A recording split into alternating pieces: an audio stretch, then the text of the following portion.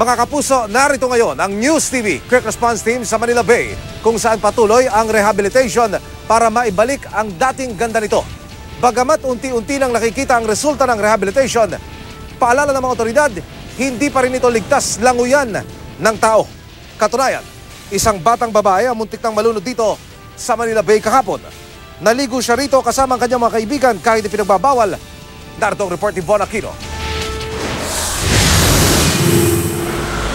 Kwento ng kanyang ina, umaga nang lumabas si Ria ng bahay pero hindi raw nagpaalam na maliligo sa Manila Bay kasama ng mga kaibigan.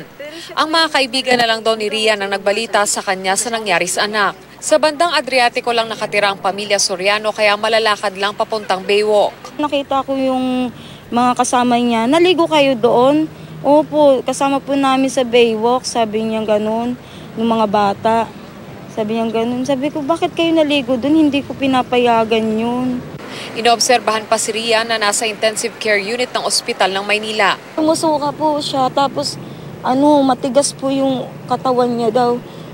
Pero ngayon lumalaban siya.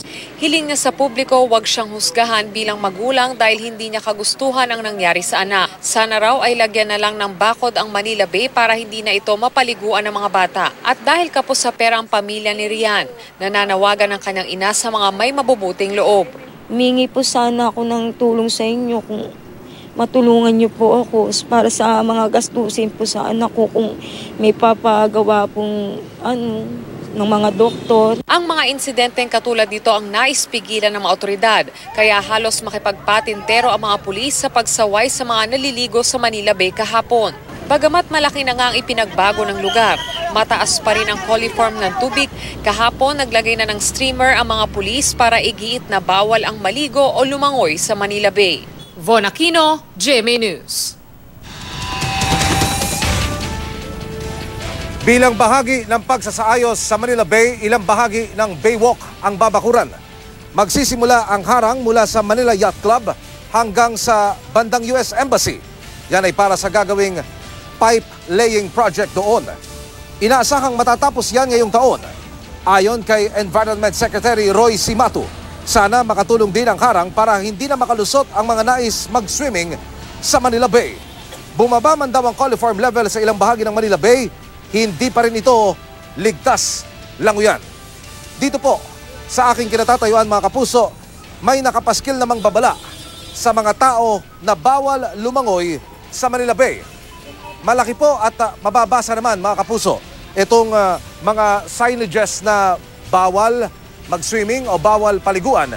Ito pong Manila Bay, pero mukhang kulang po yata sa bilang yung signages na inilagay ng city government o ng Manila Bay Rehabilitation Project. Yung po sa banda roon, kung patungo ka ng Manila Bay, wala na makikitang signages.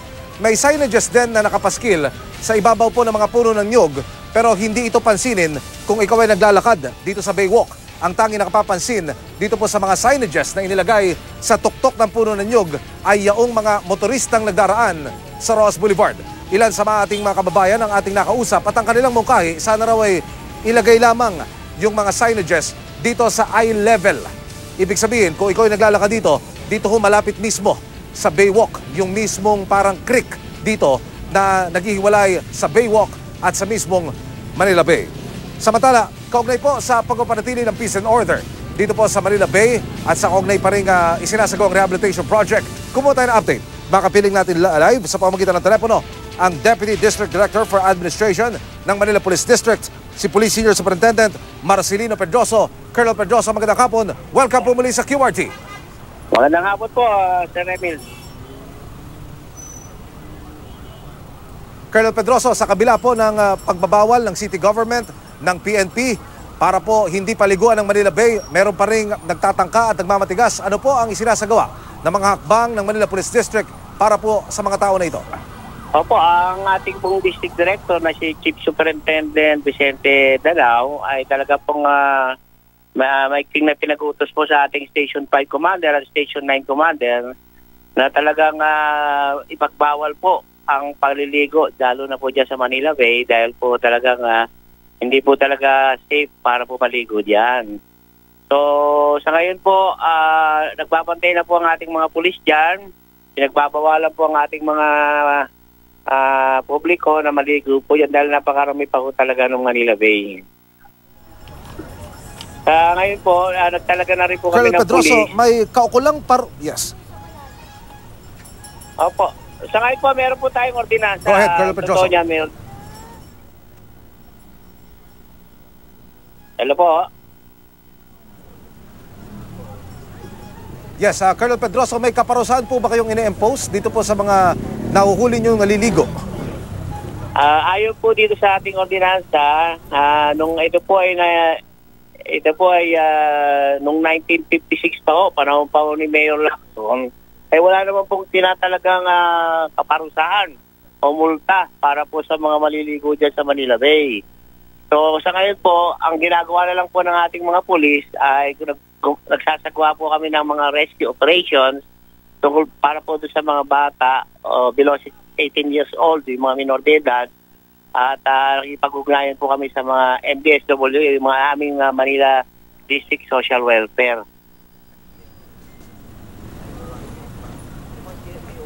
May balak po ba ang Manila Police District na magmungkahi sa City Council ng Manila para kahit paano magpatupad o magpasa ng ordinansa upang hindi paliguan ng Manila Bay?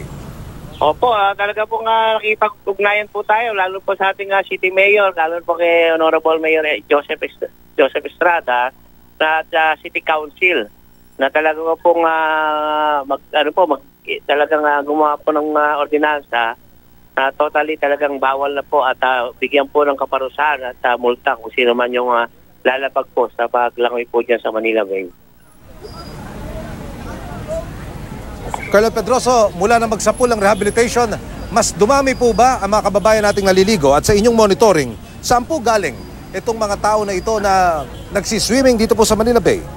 Ayun po, marami naman po dyan talagang po. Karaniwan naman po talaga, taga Maynila rin po yung naliligo niya. Malapit lang po dyan sa lugar ng Manila Bay.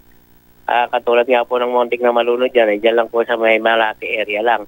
So kami po bilang pulis ay talaga pong sa ngayon po nagtalaga na po kami ng talagang lalangoy na dyan na para po mismo kung sino lalangoy dyan sa Manila Bay na yan hahabulin na po natin para hindi na po sila maligo dyan.